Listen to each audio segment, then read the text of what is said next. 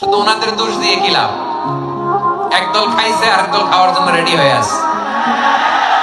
এক চাঁদাবাজকে উৎখাত করে আরেক চাঁদাবাজকে এই সমস্ত কথা যখন বলেন, কাদেরকে উদ্দেশ্য করে বলেন? ধর্ম ব্যবসায়ীরা কিন্তু ধর্মভীরু নয়। আজকে বিএনপিকে কটাক্ষ করে, বিএনপিকে উদ্দেশ্য করে ইসলাম নিয়ে আমরা সংসদ ভবন সাজাবো, রাজি আছি না নাই? আমরা এরকম চাই না। আমরা চাই স্বাধীন সার্বভৌম বাংলাদেশ। আমি ভোট করতে পারলাম না, তাহলে কি ছিড়ছেন আপনার ক্ষমতায় বসে? কে যেন আজহার নাকি মাজার একজন আছে। একদল খাইছে, আরেক দল খাওয়ার জন্য রেডি হয়ে আছে। সম্প্রতি মিজানুর রহমান আজহারীর এমন বক্তব্য ঘিরে উত্তেজনা বাড়ছে রাজনৈতিক অঙ্গনে। এই জেনজি, ক্ষমা করে দিও আমাকে, অনেক ধমক দিছি, বকা দিছি। স্বাধীনতার পর থেকে শুধু শাসকের হাত বদল হয়েছে। একদল খাইছে, আরেক দল খাওয়ার জন্য রেডি হয়ে আছে।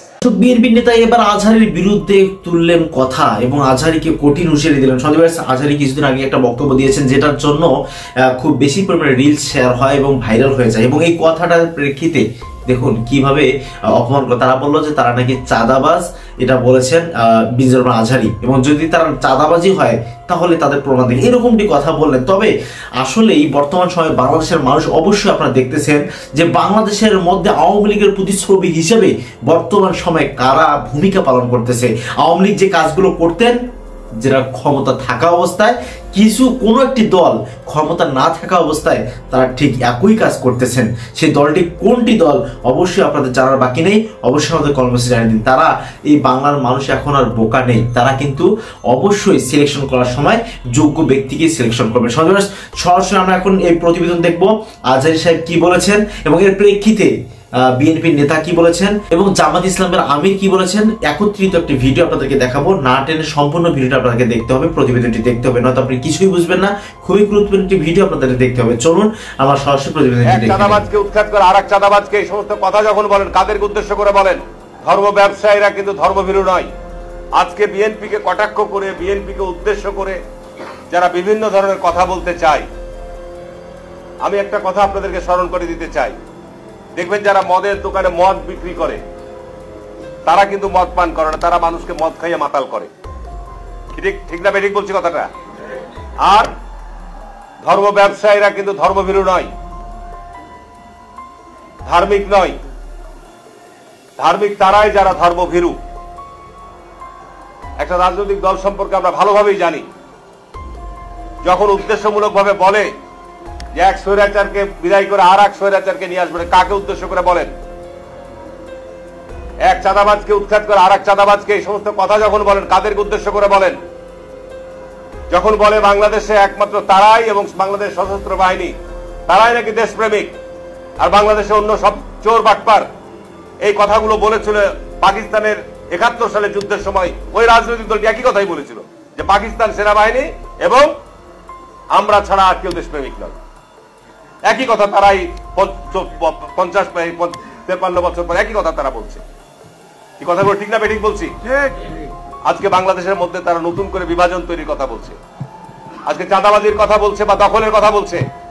আমি আপনাদের কিছু তথ্য চান, এখানে সাংবাদিক ভাইরা রয়েছেন, বাংলাদেশের বিভিন্ন জায়গায় যাবেন, তাদের যেখানে যেরকম অবস্থান আছে তারাও এই সব অপকর্মের সাথে জড়িত। আরে আমরা তো বাংলাদেশ জাতীয়তাবাদী দল, আজকে যারা এই সমস্ত কর্মের সাথে জড়িত, আমাদের পার্টির অ্যাক্টিং চেয়ারম্যান স্পষ্টভাবে আজকে বিএনপির হাজার হাজার নেতা কর্মীকে শুধু বহিষ্কার নয়, তাদের বিভিন্ন দলের পদও তাদের স্থগিত করা হয়েছে। এই কথাটা ঠিক না বেঠিক বলছি? সুতরাং আমরা দীর্ঘ ১৫-১৬ বছর যাবৎ মাঠে রয়েছি। আমার বাড়ি, আমার জমি দখল করেছে, আমার সম্পদ দখল করেছে, আমার আপনার উপর মিথ্যা মামলা দিয়েছে।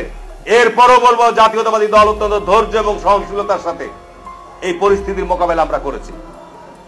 আমি ভোট করতে পারলাম না, তাহলে কি ছিড়ছেন আপনার ক্ষমতায় বসে? কে যেন আজহার নাকি মাজার একজন আছে। ভাইরে, রাজনীতি করবেন স্বনামে আসে, আড়াইলে আপনার লেগে রাজনীতি করেন।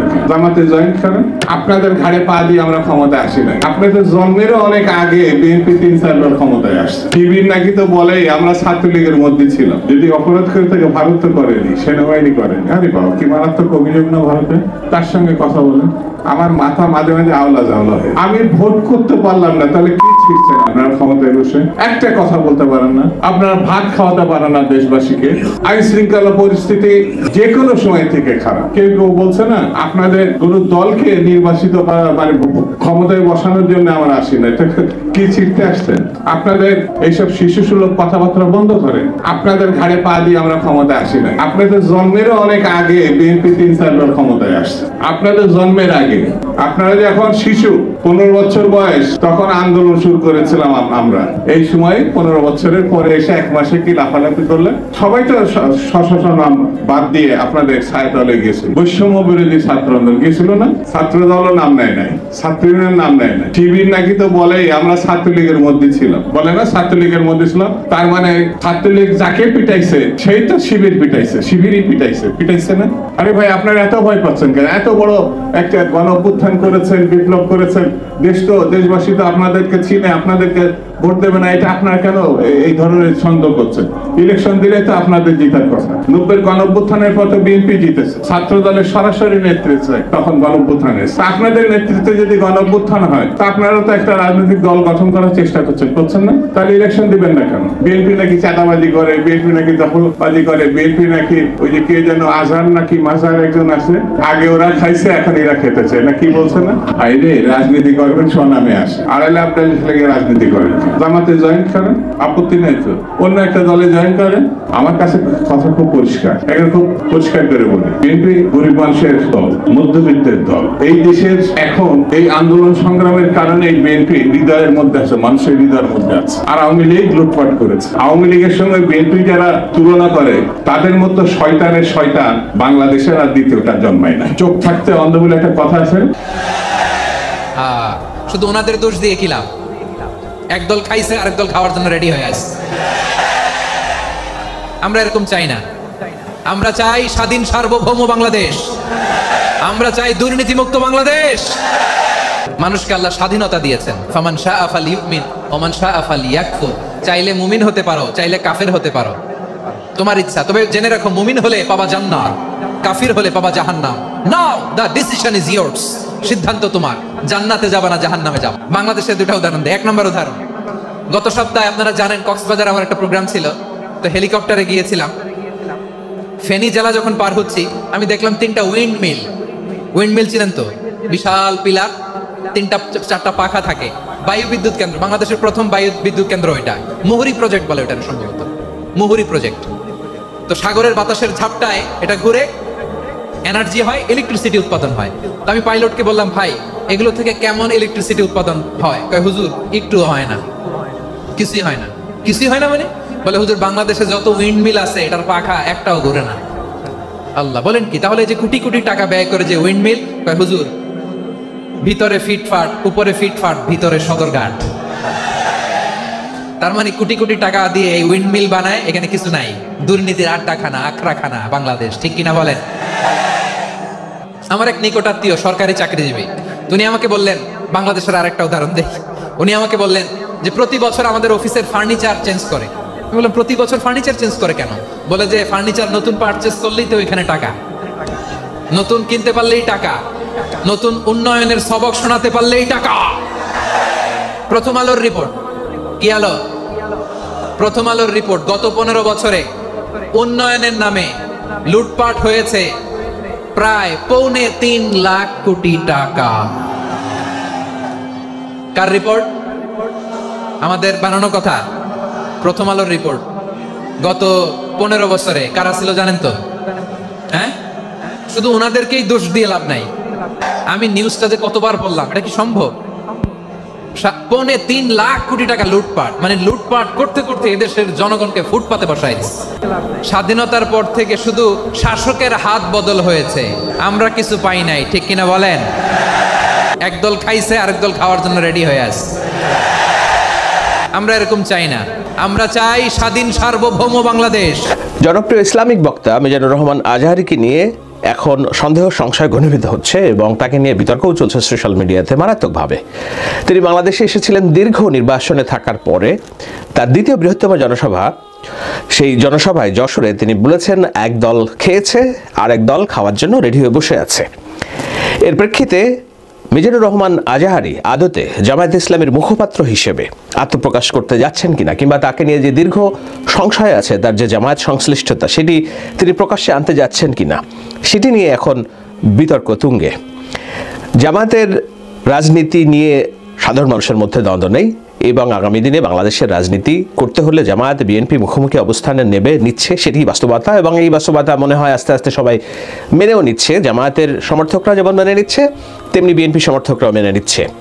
আমি একটি আলোচনা করেছি শাহেদ আলম শোতে যে জামায়াত এবং বিএনপির যে দ্বন্দ্ব, সেটা দেশের জন্য আখরে ভালো কিনা আপনারা দেখে নিতে পারেন। তো সেই বিতর্কে আমি যাচ্ছি না, যাচ্ছি হচ্ছে জামায়াত এবং বিএনপি যেহেতু পরস্পর বিরোধী রাজনীতি করছে, দীর্ঘ প্রায় 24 বছরের গাঁটছাড় সম্পর্ক ছিন্ন করে এখন মুখোমুখি অবস্থানে, সুতরাং জামায়াত দলীয়ভাবে বিএনপির বিরোধিতা করবে, বিএনপি দুর্নীতিবাজ, বিএনপি চাঁদাবাজি করে, এগুলো রাজনৈতিক বক্তব্য দেবে, এতে কোনো আমি দ্বিমত দেখি না। এবং একইভাবে জামায়াতকে রাজনৈতিকভাবে কোণঠাসা করার জন্য জামায়াতের রাজনীতির যেসব দুর্বল দিক আছে সেগুলো বিএনপি দেবে, যেমন 71-এ তাদের ভূমিকা যেটা বিএনপি দিচ্ছে, যেমন নারী স্বাধীনতা নিয়ে তাদের যেটা ভূমিকা সেটা বিএনপি দিচ্ছে, যেমন রক কাটা রাজনীতির প্রত্যাবর্তন নিয়ে ছাত্র শিবিরের বিরুদ্ধে যেই প্রচারণা সেটা বিএনপি ছাত্রদল দিচ্ছে, যেমন ছাত্রলীগের অভ্যন্তরে ছাত্র শিবিরের যারা শীর্ষ নেতা তারা যে এতদিন ইমপ্লান্ট হিসেবে গুপ্ত রাজনীতি করেছে, আন্ডারগ্রাউন্ড পলিটিক্স করেছে, সেটি নিয়ে বিএনপি ছাত্রদল বক্তব্য দেওয়ার কথা তারা দিচ্ছে।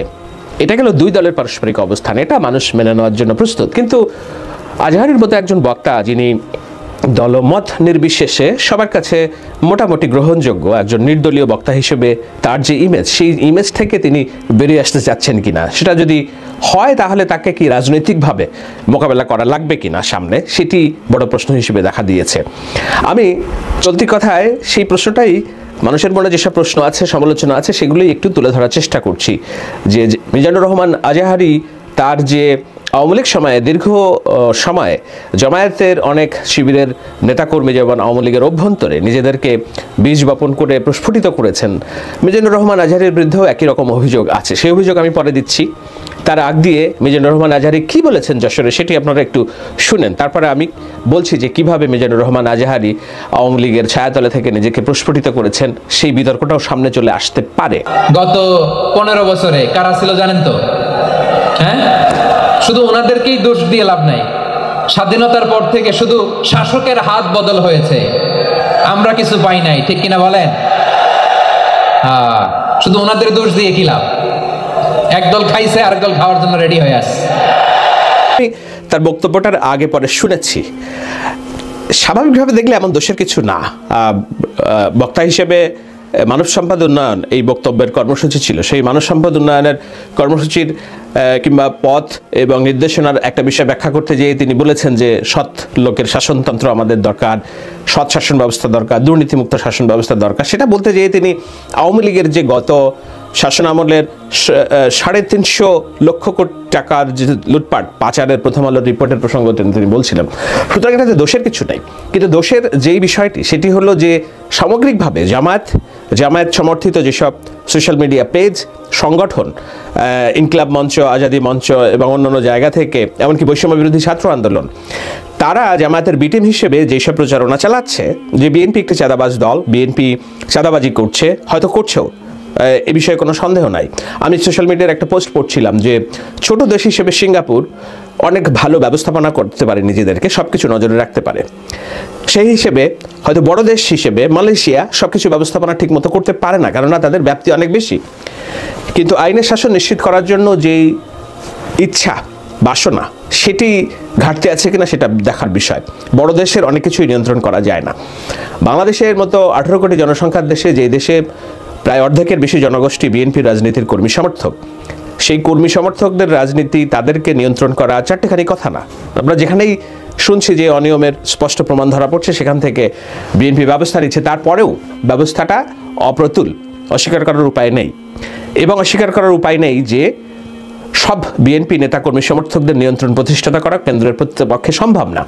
ঠিক যেমনিভাবে জামাতের পক্ষেও সম্ভব না। যেমন বরগুনাতে যেই ছেলেটি ছাত্র দলের একটা যুব দলের রক কেটেছে, বলা হচ্ছে যে সে জামায়াতের কেউ না, কিন্তু জামায়াতের কর্মী সম্মেলনে স্পষ্টভাবে আমরা দেখছি যে সে ডেলিগেট হিসেবে আমন্ত্রিত। এটি নিয়ে জামাতিরা ব্যাখ্যা দিচ্ছে নানানভাবে যে না, এটি তাদের না, এইভাবে নিয়ন্ত্রণ করা সম্ভব না। অনেক কিছুই শুনছি, আসলেই তো নিয়ন্ত্রণ করা সবকিছু সম্ভব না। জামাতের ডেলিগেট কার্ড পরে একজন এসে, বাইরে এসে ছাত্র দলের যুব দলের একজনকে রক কেটে তাকে হত্যাকাণ্ড নিশ্চিত করার যে দায়, সেটা তো জামাত এড়াতে পারেন না। এর প্রেক্ষিতে কি হয়েছে, জামায়াতের যে দীর্ঘদিনের রাজনৈতিক যে কলঙ্ক, যে রক্কাটা রাজনীতি করে, যেটা রিজভী বলেছেন তার বক্তৃতায় যে কারা রক্কাটা রাজনীতি করে আমরা জানি না, দেশবাসী জানে না। তো এই রক্কাটা নিশ্চয়ই জামাত নতুনভাবে রাজনীতি যখন করার সুযোগ পেয়েছে এই 2024-এর স্বাধীনতার পরে, তারা নিশ্চয়ই আর রক্কাটা রাজনীতির দায় নিতে চায় না। কিন্তু নিতে চায় না, তারপরেও তো তাদের ঘাড়ে এসে পড়েছে কিনা, এটা হলো একটা উদাহরণ। আমি এরকম হাজার উদাহরণ দিতে পারি। ছাত্র শিবিরের ঢাকা বিশ্ববিদ্যালয়ের যে সভাপতি, সেই সভাপতি প্রকাশ্যে ঢাকা বিশ্ববিদ্যালয়ের সমাজ কল্যাণ অনুষদের কিংবা শিক্ষা উন্নয়ন অনুষদের ছাত্রলীগের যুগ্ম সভাপতি ছিলেন। এটা প্রথম আলোতে রিপোর্ট হয়েছে যে তিনি, তার পদ ছিল ছাত্রলীগের। এখন এসে আমরা দেখছি ছাত্র শিবিরের সভাপতি হয়েছে। জগন্নাথ বিশ্ববিদ্যালয়ের ছাত্র শিবিরের যে সেক্রেটারি হয়েছে, সে সারা জীবন রাজনীতি করেছে ছাত্রলীগের ছায়াতলে থেকে। তো এগুলা তো অভিযোগ, এই ন্যারেটিভগুলো বিএনপি রাজনৈতিকভাবে জামাতকে হেয় করার জন্য ব্যবহার করছে, এবং এটি তো জামাতের অস্বীকার করার কোনো উপায় নাই। শাক দিয়ে মাছ ঢাকার একটা চেষ্টা হচ্ছে, সেটা জামাত পারছে না, পেরে উঠছে না। এটা বাস্তবতা বলেই জামাত উল্টা আক্রমণ করছে বিএনপিকে যে ঠিক আছে, তোমরা তো চাঁদাবাজি করছো, তোমরা তো চাঁদাবাজি অস্থির করে ফেলতেছো। তো এই যে রাজনৈতিক পক্ষের যে ঘায়েল, এটি বাস্তবতা। এক দল খেয়েছে আর এক দল খাওয়ার জন্য রেডি হয়ে বসে আছে। এটি জামায়াত ইসলামীর ন্যারেটিভ, জামায়াত ইসলামীর রাজনৈতিক বক্তব্য বিএনপিকে ঘায়াল করার জন্য। তো জামায়াত ইসলামীর রাজনৈতিক বক্তব্য কি মিজানুর রহমান আজাহারি তার এই ইসলামিক ওয়াজ মাহফিলের নামে লক্ষ মানুষের যেখানে সমাবেশ এবং ইউটিউব, ফেসবুক নানানভাবে কোটি মানুষের কাছে পৌঁছাচ্ছে যেসব বয়ান, সেখানে কি তিনি জামাতের মুখপাত্র হিসেবে আরেকটি পাখির মতো বলি তিনি ব্যবহার করা শুরু করবেন কিনা, এই অভিযোগ, সন্দেহ, সংশয় বিএনপির দীর্ঘদিনের। কেননা মিজানুর রহমান আজহারী একজন জনপ্রিয় বক্তা, এই বিষয়ে কোনো সন্দেহ নেই। বাংলাদেশের এককভাবে সোশ্যাল মিডিয়াতে, ইউটিউব এবং অন্যান্য জায়গায় তার যে প্রভাব, তার যে কথার যে শক্তি, এটি আমরা সবাই বলি, এটা ইতিবাচক দিক। কিন্তু সেই ইতিবাচক দিক তিনি দলীয় সংকীর্ণতার মধ্যে রেখে ব্যবহার করবেন কিনা, জামায়াতের মুখপাত্র হিসেবে ব্যবহার করবেন কিনা, সেই প্রশ্নটা এসেছে বলেই আজকের এই আলোচনা চলতি কথায়। এখন আমি এই আলোচনাটার একটা শেষ করব ছোট্ট আলোচনা, যেহেতু যে যদি এরকম মিজানুর রহমান আজাহারি জামায়াতের মুখপাত্র হিসেবে, রাজনৈতিক বক্তা হিসেবে ওয়াজ মাহফিলের মঞ্চকে ব্যবহার করা শুরু করেন, যেটা আমরা শুরুটা দেখলাম, আমার দৃঢ় বিশ্বাস তিনি থেমে যাবেন। যদি না থেমে যান, তাহলে তার বিরুদ্ধেও পাল্টা প্রতিপক্ষের প্রচারণা শুরু হবে। তখন আর তাকে আলেম হিসেবে বিবেচনা করা হবে না, জামায়াতের একজন কর্মী হিসেবে বিবেচনা করা হবে। এবং জামায়াতের একজন কর্মীকে রাজনৈতিকভাবে মোকাবেলা করার জন্য যত হীন প্রচারণা আছে, তার যেসব লুফলস আছে, সেগুলো সামনে আসবে। যেমন একটি লুফলস হচ্ছে এই ছাত্র শিবিরের সভাপতি সেক্রেটারিদের মধ্যে মিজানুর রহমান আজাহারি আওয়ামী লীগের ছায়াতলে থেকে শেখ মুজিবের পুত্রপালক হিসেবে ভূমিকা পালন করেছেন। এইটা যদি আমি মুখে বলি সেটা ঠিক হবে না, নিশ্চয়ই এটার প্রমাণ আছে, আপনারা একটু দেখুন। স্বাধীনতা স্থপতি বঙ্গবন্ধু শেখ মুজিবুর রহমান 7ই মার্চে ভাষণ দিয়েছিলেন রেসকোর্সের ময়দানে। ওই ভাষণ আজও কানে বাজে, ঠিক কিনা? এবারে সংগ্রাম, মুক্তির সংগ্রাম, এবারে সংগ্রাম, রক্ত যখন দিয়েছি এদেশের মানুষকে মুক্ত করে ছাড়বো ইনশাল্লাহ। আমার নেতা আমাকে ইনশাল্লাহ শিখাই গেছে, চিল্লাই এখন, ঠিক কিনা? ইনশাআল্লাহর বিরুদ্ধে যদি কেউ কথা বলে, ওর সাথে আমাদের কোনো সম্পর্ক নাই, ঠিক না? ইনশাআল্লাহর উপর ভিত্তি করে স্বাধীনতার যুদ্ধ শুরু হয়েছে। তাহলে দেখেন, উনি ইন্তেকাল করলেন কোন সালে? কত বছর হলো? হ্যাঁ, কত? 40। এই যে 40-45 বছর হয়ে গেছে, এখন ট্রু লিডার, ক্যারিজমেটিক লিডার উনি ছিলেন না, তার মতো নেতা। আমি আর বাকি বক্তব্য যাব না, নিশ্চয়ই আপনার উনি ট্রু লিডার, ক্যারিজমেটিক লিডার, নেতার মতো নেতা, আমার নেতা ইনশাল্লাহ বলেছে। তো এগুলো হচ্ছে পা চাটা অবস্থান। এইটা আপনারা বলবেন যে না, তখন সময় ছিল এরকম, আওয়ামী লীগের লোকজন বসেছিল, থাকতো, ঠিক আছে, আওয়ামী লীগের লোকজন বসেছিল, আমরা আওয়ামী লীগের সামলেও আমরা আওয়ামী লীগের রক্তচক্ষুকে উপেক্ষা করে আমাদের কাজ করেছি, বিএনপি তাদের রাজনীতি করেছে, মাঠে জামায়াত ইসলামের রাজনীতিরাও রাজনীতি করেছে। কিন্তু এখন যদি ওনাকে ওনার পেছন দিকের বক্তব্য নিয়ে যদি রাজনৈতিকভাবে মোকাবেলা করার প্রেক্ষাপট চালু হয়, তাহলে ওনার গ্রহণযোগ্যতা কি আমির হামজা কিংবা তারেক মনোয়ার সাহেবের মতো হবেন কিনা, তো উনি কি ওনার গ্রহণযোগ্যতা, অবস্থান ওনাদের পর্যায়ে নিতে চান কিনা, এবং সেটা অসম্ভব কিছু না। মিজানুর রহমান আজাহারি যদি এই সামান্য ভুল থেকে শিক্ষা নিয়ে নিজেকে শুধরে না নেন, তাহলে রাজনৈতিকভাবে ওনাকে মোকাবেলা করার জন্য সকল রকম প্রস্তুতি সম্পন্ন। এই বার্তাটা ওনার কানে পৌঁছানো দরকার।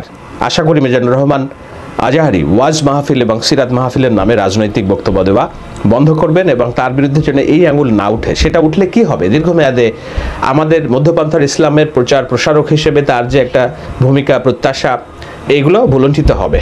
আমাদের রাজনৈতিক নেতা বহুত আছেন, কিন্তু আমাদের উদার ইসলামিক বক্তা কম।